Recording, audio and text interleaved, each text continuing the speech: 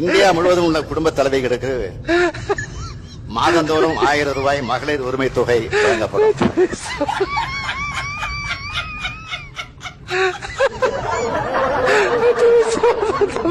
தமிழ்நாட்டுக்கு நீட் தேர்வில் இருந்து விலக்கு அளிக்கப்படும்.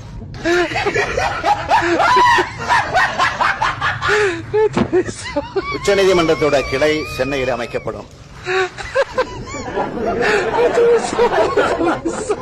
எல்பிஜி சிலிண்டர் விலை 500 ரூபாய், பெட்ரோல் விலை 75 ரூபாய், டீசல் விலை 65 ரூபாயாக குறைக்கப்படும்.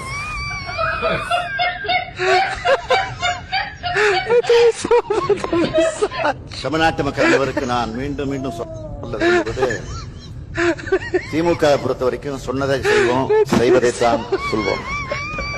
எனக்கே சிரிப்பா